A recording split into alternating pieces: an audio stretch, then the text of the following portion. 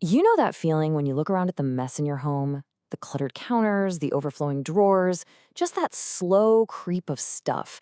And you think, ugh, I'm just lazy, or I'm so disorganized. Well, most of us feel that way. We think the problem is us, our motivation. But what if that's not it at all? What if we've been looking at this completely backwards? This. This one idea literally changes everything. The problem isn't about your willpower, it's that our homes, well, most of them, are accidentally set up to create chaos from the get go. So here's the absolute heart of the issue. Most of us are living in a state of what you could call crisis management. We are always reacting to messes after they've already happened. And that, right there, is why it feels like we can never catch up, why we're always just a little bit exhausted by our own space. And this slide, it just lays it out so perfectly, right? You've got two paths. On one side, there's that constant, high stress cycle of just reacting to messes. But on the other, that's calm by design. It's all about preventing the mess before it even has a chance to start. And look, this isn't just about making things look pretty. Clutter isn't just visual noise, it's cognitive noise. It's like having a dozen apps running in the background of your brain, constantly draining your energy. This is where we get into this really powerful Japanese philosophy. And it's a huge mental shift. The idea is this: you don't do cleaning, you design your environment so that staying clean is almost effortless. And asking this question is the real key that unlocks everything. The moment you stop asking, how do I clean this up, and start asking, how do I stop this from ever becoming a problem in the first place, well, that's when you go from just putting out fires to actually being the architect of your own calm. And the tools for this, they are so beautifully, almost deceptively simple. We're not talking about some expensive, high-tech gadgetry here. We're talking about a simple drain catcher that stops gunk before it builds up, or a little raised tray under your soap bottles to prevent those sticky rings from ever forming. These are tiny, intelligent choices that just eliminate the need for a big, deep clean later on. This is so important.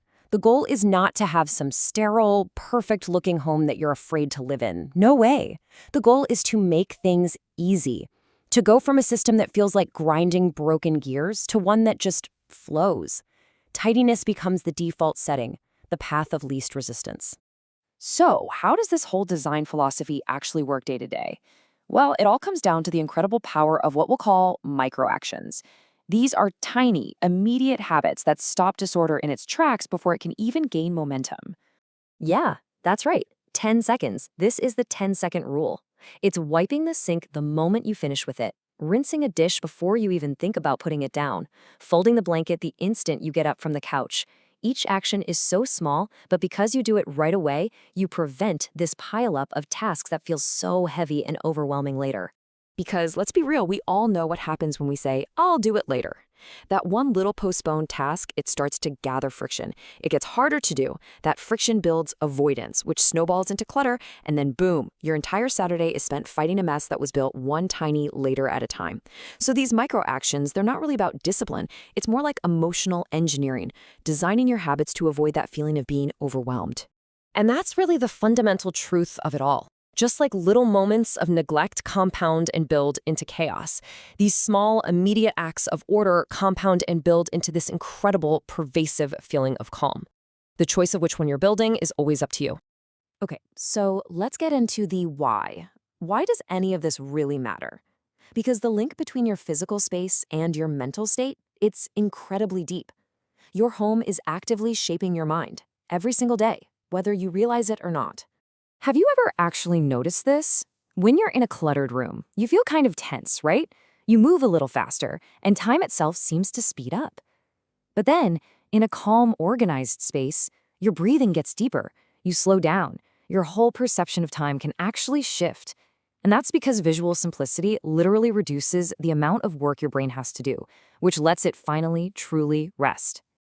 And that brings us to this idea of an emotional reset. In this way of thinking, cleaning isn't just a chore, it's an intentional act of renewal. Think about it. That pile of mail on the counter isn't just paper, it's a stack of postponed decisions. By clearing the physical clutter, you are quite literally clearing the mental residue that's attached to it. It becomes a way to process stress and totally reset your energy. Okay, I know what you might be thinking. This all sounds great in theory, but where do you even start without it feeling like another overwhelming project? Let's get to the most important part. how to make this simple and actionable, like right now. It's the question everyone has, right? You get the idea, but what's the very first physical step you can take today to make it real? The answer is one. That's it, just one. You don't need to declutter your entire house. You don't need some dramatic, exhausting weekend overhaul. All you need is to make one small, deliberate shift. So here are your two options. It's super simple. Option 1. Pick one surface, just one. Maybe it's a kitchen counter or your bedside table, and make a pact with yourself to keep just that one surface clear. Or Option 2. Choose one micro action, like wiping the sink, and just do it without fail for 1 week. That's it, because calm is built through repetition, not intensity. And that's really the biggest takeaway here. You don't need to clean harder. You just need to design your space so it stops fighting you. The whole transformation begins quietly, with just one small, intelligent system. That single habit, that's your entry point to a calmer home and, believe me, a calmer mind.